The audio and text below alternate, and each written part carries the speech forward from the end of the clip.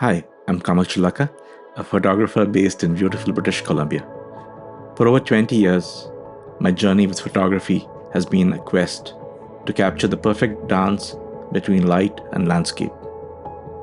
Join me as I explore the natural and urban worlds, diving into the techniques that transform fleeting moments into lasting images. Whether you're just starting out or looking to refine your craft, every video invites you to see the world through a new lens. In this video, I explore the winter wonderland that is Banff National Park and the surrounding areas.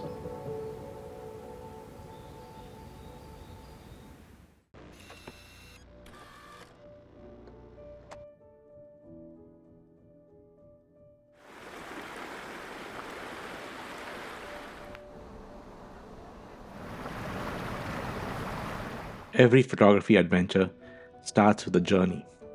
Departing Vancouver with my trusted camera gear packed into my think tank camera bags, I touched down in Calgary, gateway to the Rockies.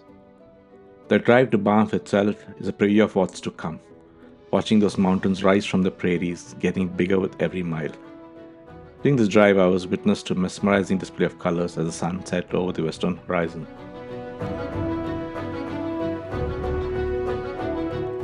It was nighttime already when I reached my hotel in Banff, the Banff Park Lodge.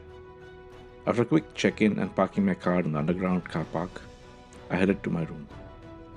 After dropping off my bags and resting for a bit, I went down to the lounge and restaurant of the hotel for a leisurely dinner, knowing well that the next few days were going to be filled with early morning adventures and long cold days of outdoor photography in the Banff winter.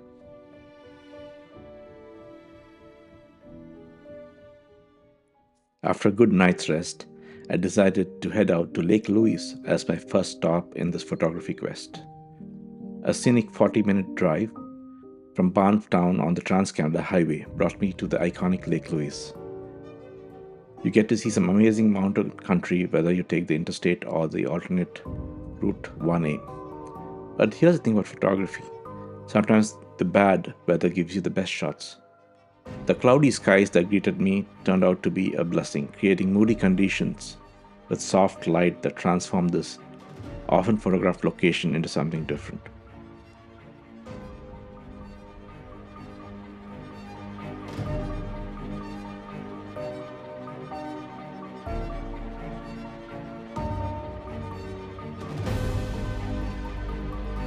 The mostly frozen lake had become a vast playground for visitors to explore on foot or even skate if they fancied that. After a few minutes of taking in this grand scenery through my naked eyes and letting it all sink in, I started exploring various compositions with my camera. So day one at Banff National Park, I finally reached Lake Louise. This was my first stop for photography. Just parked the car at the parking lot, took a short walk to Lake Louise, and straight away you're greeted with this amazing view there. And so I'm trying out a few different compositions. So the first one is there with that community house with the foreground of the snow banks here, the snow-covered foliage, middle ground being that lodge out there, and then the background being that mountain. That's my first composition, so I'm just trying that out. I have my aperture f11, and I might do multiple exposures, do some focus bracketing as well. So I'm just starting the sequence, and I'll see you on the other side. Having my tripod with me meant I could shoot at low ISOs in spite of the low light conditions and keep the noise levels low in my images.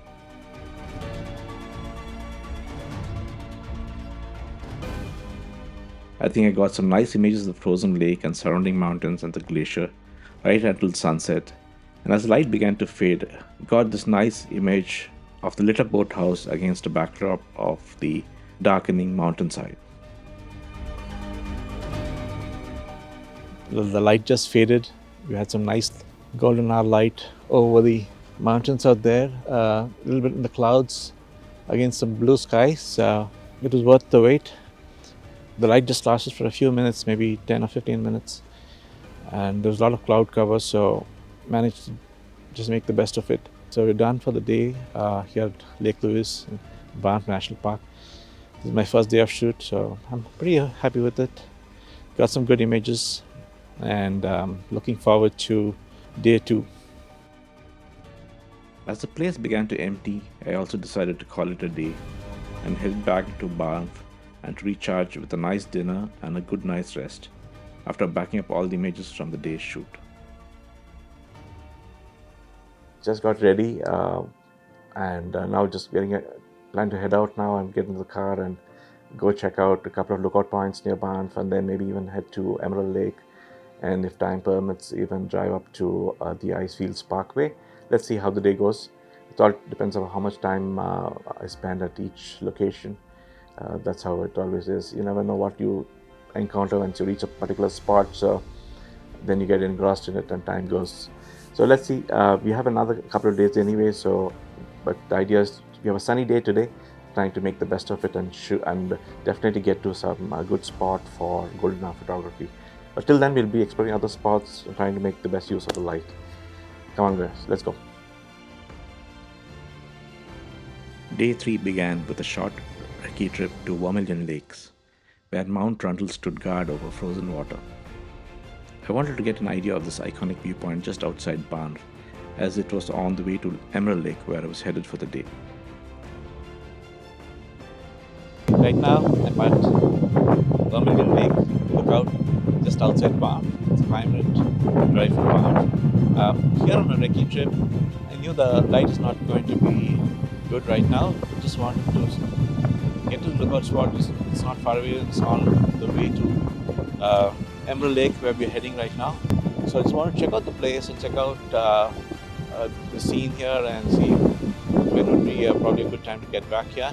And I can definitely say that it's going to be better in the afternoon or during golden hour when the sun is on that side of the sky.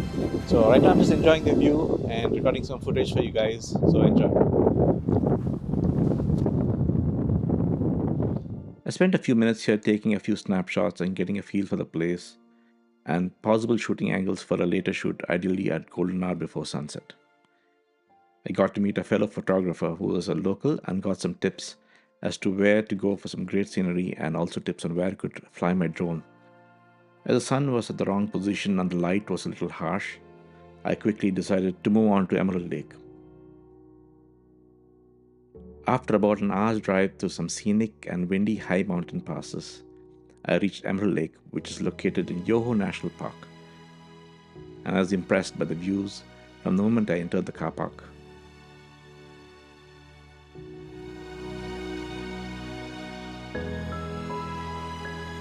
Standing at the edge of Emerald Lake, I found myself captivated by the perfect winter afternoon unfolding before me.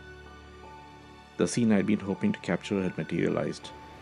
Mountains draped in fresh snow, clouds perfectly placed in a deep blue sky, and the yet-to-freeze part of the lake's surface looked like polished glass, creating mirror-like reflections I've only dreamed of photography.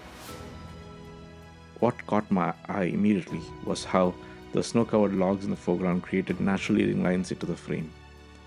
These elements, dusted in pristine white, contrasted beautifully with the dark waters of the partially frozen lake. I knew this foreground detail would give my composition the depth it needed. The iconic bridge stretches across the frame, its snow-covered railings adding that human touch I loved included in wilderness shots. And there, nestled among the snow-laden evergreens, sits the rustic lodge, a restaurant now, a detail that tells the story of humans finding harmony in this wild landscape. But it's the light that really makes the scene sing. The clarity of winter air brings out every detail in the pleasant range, while the late afternoon sun casts just enough shadow to create depth in the snow-covered slopes. Above, those puffy clouds mirror the snowy landscape below, creating a perfect balance between sky and earth. As a photographer, these are the moments we wait for, and everything aligns.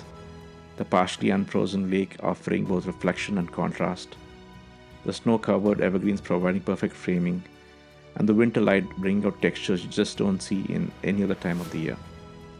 Standing here, I'm reminded why winter in the Rockies holds a special place in every landscape photographer's heart.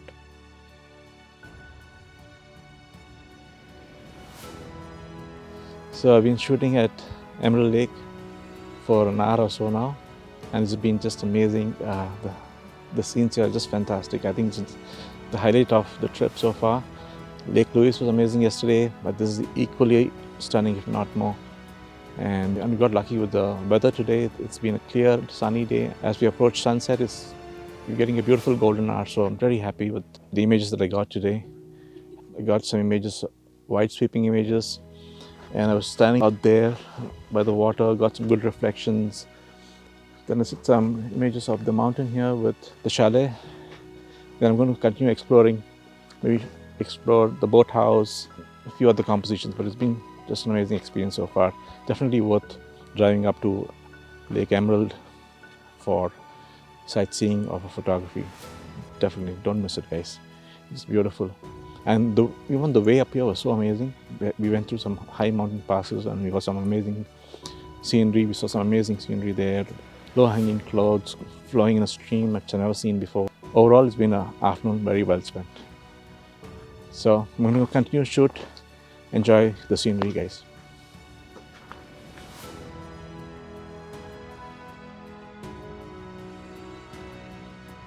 I spent a good couple of hours exploring the scenes at Emerald Lake and shot right through Golden Hour, photographing compositions of both Emerald Peak and Mount Burgess against the foreground of the frozen lake. As the sun dipped close to the horizon, I decided it was time to head out and photograph an interesting riverside location I had spotted on the way here.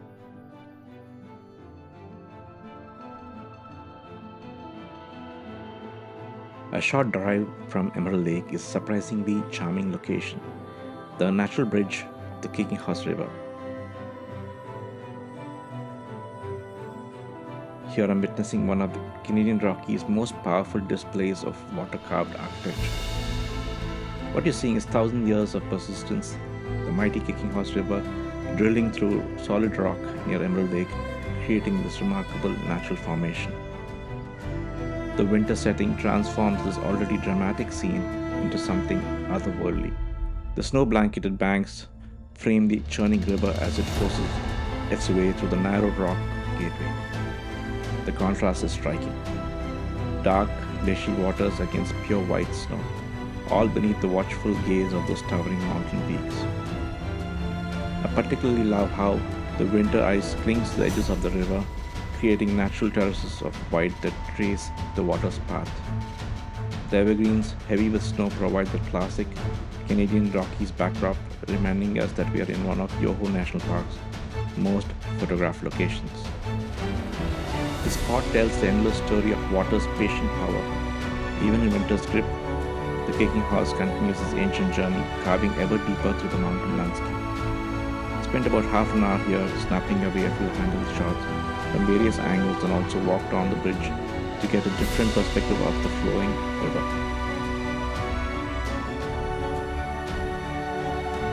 As the sun set and the dark was setting in, I headed back to the car and drove back to Banff for a spicy but tasty dinner at an Indian restaurant and retired for the night.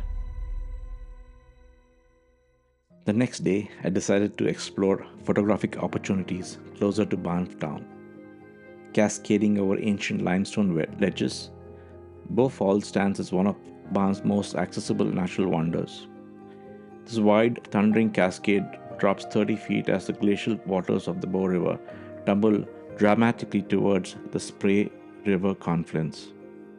Just minutes from downtown Banff, these falls once caught the eye of Marilyn Monroe during the filming of River of No Return.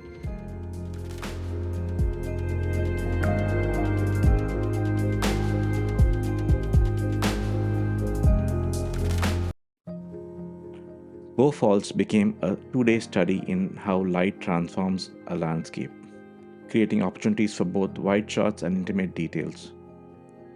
The GFX 100's focus bracketing feature proved invaluable here, allowing me to capture the scene from near to far in sharp focus with ease.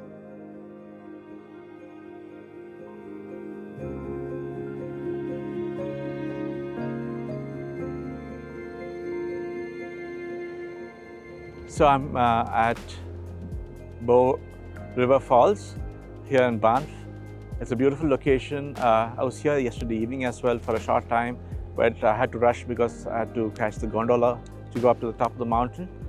But I had some time this morning, so I decided to come back here and shoot some more here because I wasn't happy with the images I got yesterday. But today what I did, I set up my tripod here and set up a composition where I have these rocks here in the foreground, that small pool out there of water in the middle ground, and the trees out there further in the middle ground, and the mountain up there all the way the background.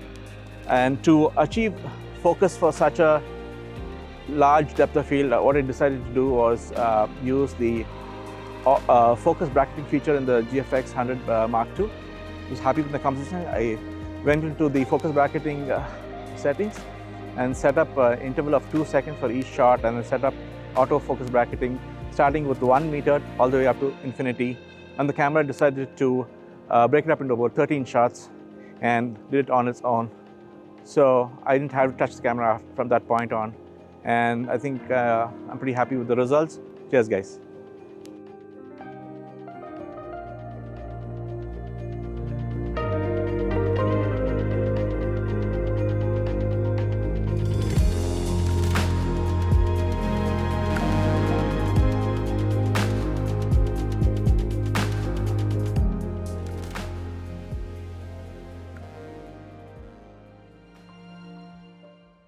For photographers, the Banff Gondola presents an ever-changing canvas of light and shadow. As your glass cabin ascends Sulphur Mountain, golden hour transforms the surrounding peaks into a photographer's paradise. Frame the dramatic convergence of the Bow and Spray valleys through pristine windows, or capture the interplay of weather systems rolling across 6 mountain ranges. At the 7,500 feet summit, circular observation decks offer unobstructed shots in every direction, perfect for panoramas and long exposures. After getting a hot cup of coffee to warm up, I spent a good hour exploring the viewing platforms and boardwalks, shooting various views of the surrounding mountains and landscape.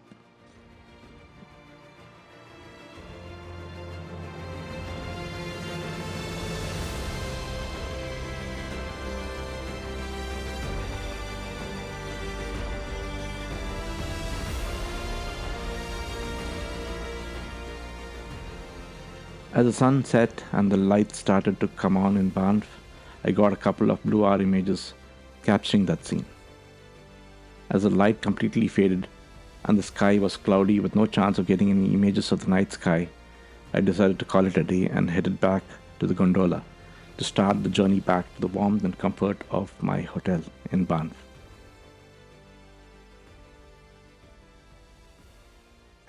In the morning, I decided to go back to Boathouse viewpoint and shoot some more. After that, I decided to explore Banff Avenue for a bit, as I had to pick up some gear for my Johnston Canyon exploration anyway. For the discerning photographer, Banff Avenue offers an iconic composition where wilderness meets historic charm. In winter, snow-capped gables and frost-trimmed trees transform the scene into an alpine postcard, while summer brings hanging flower baskets that add splashes of color to your urban landscape shots. Time your visit for dawn to catch the morning light painting Cascade Mountain, when the streets are quiet and the light is pure magic. After a brief but successful search for crampons, which led me to Bear Street Outfitters, it was noon by the time I headed out to Johnston Canyon.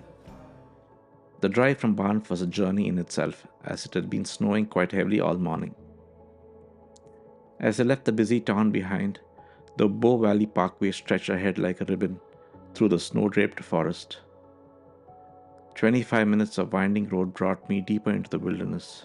When I pulled into Johnston Canyon's parking lot, there was a surprisingly more number of people waiting to enter the canyon than I had expected. The most crucial piece of equipment waited until last, my crampons. I sat on a short ledge at the entrance to the canyon, carefully strapping these metal cleats to my boots. They would be essential on the canyon's ice-slicked pathways.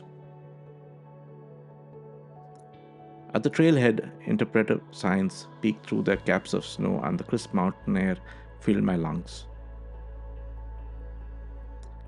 Through the trees, glimpses of the creek appeared, its partially frozen waters creating intricate ice sculptures along the banks. The suspended catwalks dusted with fresh snow led me into the heart of the canyon, where towering walls of limestone disappeared into the winter mist above. Each step along these engineering marvels felt like walking through a frozen fairy tale, with hoarfrost decorating every branch and icicles hanging like crystal chandeliers from the canyon walls. This was Johnston Canyon in winter. A familiar trail transformed into something entirely magical, and I was only just beginning my journey to the falls.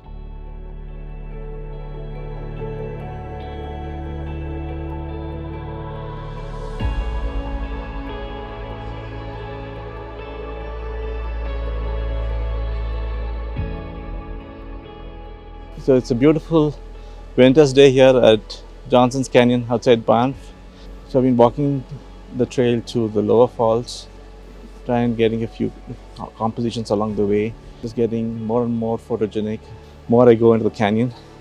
So overall, it's a beautiful winter's day. We had heavy snowfall earlier this morning, and it's still continuing to snow. So there's a beautiful fresh coating of snow on all the foliage and on the surface as well. As you can see, a fantastic place to be at for photography or just to enjoy nature. As I rounded the corner, 20 minutes into my hike, the canyon suddenly opened up, and there they were, the lower falls. The muted roar broke the silence of the canyon, and I could see the water break through the frozen sections as it dropped into the stunning emerald pool. It took my breath away. I found myself literally face to face with the waterfall.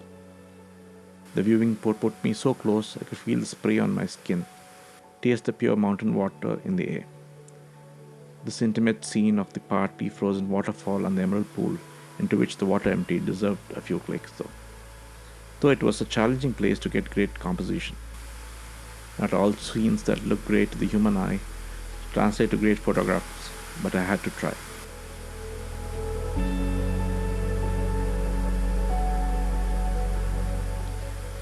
After photographing the lower falls, I decided to head back, as the short days in winter meant that the sun set just after 4 p.m. and the canyon walls let in even less light. There was no time to visit the upper falls on this trip.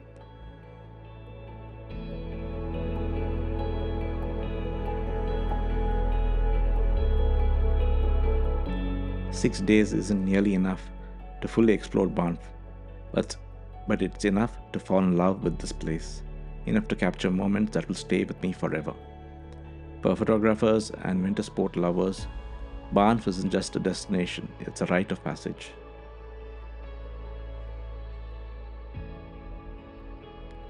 Photography is about more than just capturing images. It's about experiencing places deeply, about seeing differently, about finding new perspectives on new and unfamiliar scenes. Banff offers endless opportunities for both. I'm aware that I just scratched the surface of what Banff has to offer, and I will be itching to go back when my schedule allows.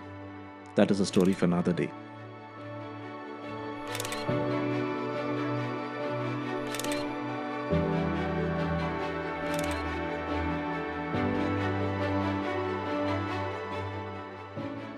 Thank you for joining me on this journey through the Canadian Rockies. If you enjoyed this video, don't forget to like and subscribe for more photography adventures.